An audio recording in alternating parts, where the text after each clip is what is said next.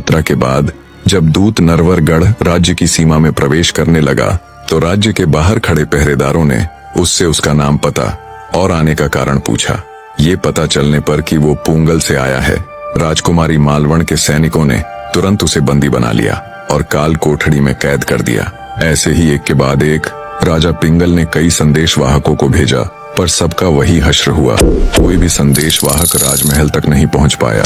एक एक करके निकलते दिनों से राजकुमारी मारू के सब्र का बांध भी टूटा जा रहा था। पति मिलन के लिए उसकी व्याकुलता दिन ब दिन बढ़ती जा रही थी। अपनी बेटी की ऐसी हालत और अपने भेजे गए किसी भी संदेशवाहक के वापस न लौटने से राजा पिंगल की चिंता भी बढ़ती जा रही थी। फिर एक दिन घोड़ों का एक सौदागर पूंगल गढ़ आया, जिसने कुछ ही दिन पहले राजकुमार ढोला को बहुत से घोड़े बेचे थे। घूमता घूमता वो सौदागर पूंगल आ पहुंचा और वहीं एक बाग में उसने अपना डेरा डाल लिया। सोचा कुछ समय सुस्ताकर पूंगल के राजा के पास भी घोड़े बेचने के लिए जाऊंगा। देवयोग से तभी राजकुमारी मारवण भी अपनी सखियों के साथ उधर आ निकली।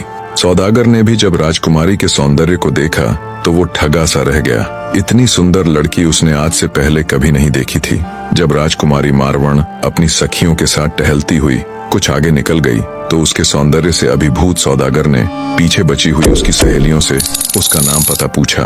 तब राजकुमारी की सखियों ने बताया कि वो पूंगल के राजा की चहेती पुत्री राजकुमारी मारवण है, जिसका विवाह बचपन में ही नरवरगढ़ के राजकुमार ढोला के साथ हो चुका है, पर अभी तक उसका मुखलावा यानी गोना नहीं हुआ है। राजकुमारी मारवण की सखियों से उसका पूरा परिचय पाकर सौदागर अचंभित होता हुआ बोला, मैं अभी नरवरगढ़ से ही आया हूँ। राजकुमार ढोला ने मुझसे अनेकों घोड़े खरीदे हैं। सौदागर के मुख से नरवरगढ़ और राजकुमार ढोला का नाम सुन राजकुमारी की सखियों के चेहरे के भाव भी बदल जाते हैं।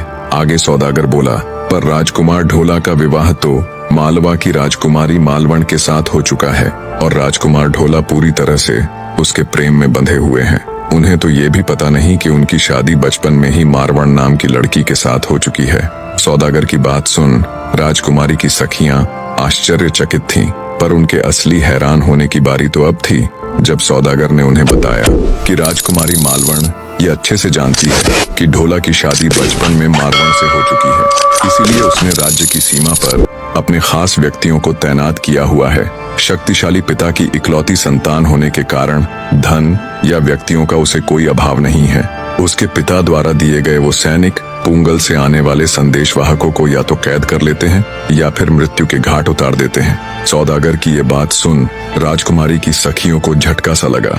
जब सौदागर ये सब बता रहा था तब पास में राजा पिंगल का दूत भी खड़ा ये सब सुन रहा था। उसने तुरंत जाकर राजा को इस पूरी जानकारी से अवगत करवाया। राजा ने तुरंत हुक्म देकर उस सौदागर को अपने पास बुलवा लिया और उससे वही जानकारी पुनः मांगी।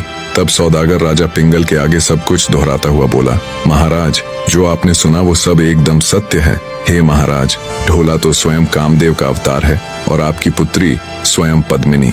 विधाता ने इन दोनों को एक दूसरे के लिए ही बनाया है। जब ये सब राजकुमारी मारू को भी पता चला तो वो ढोला के लिए और अधिक व्याकुल हो उठी। उसके हृदय में ढोला के लिए विरह जाग उठा। उसका रोम रोम ढोला से मिलने को आतुर हो गया। वो सोती तो ढोला से मिलन के स्वप्न देखती, पर जब जागती तो हर बार उसके हाथ निराशा ही लगती। जो सखियां पहले उसकी हालत पर उसका मजाक उड़ाया करती थीं, उसे चिढ़ाया करती थीं, अब वे भी उसकी हालत देख चिंतित हो उठीं। अपनी सखी मारू की ये दशा देख उन्होंने उसे समझाने का बहुत प्रयत्न किया, पर राजकुमारी मारू के ऊपर कोई असर न हुआ। अंततः उसकी सखियां रानी उमादे के पास जाकर मारू की हालत से उन्हें अवगत करवाती है। तब वो कुछ सोचती हुई राजा पिंगल के पास जाती है और राजा को उनकी बेटी की हालत बताती है। रानी उमादे की बात सुन द्रवित हृदय से राजा पिंगल बोला, हे रानी, मैं क्या करूं? मैंने पता नहीं कितने ही संदेशवाहक नरवरगढ़ भेजे, पर राजकुमार ढोला को यहाँ बुलाने का हर प्रयास विफल ही गया। मेरा भेजा कोई भी संदेश राजकुमार ढोला तक नहीं पहुँच सका। सौदागर ने बताया था कि राजकुमारी मालवण के तैनात किए गए सैनिक हमारे हर दूत को मार डालते हैं।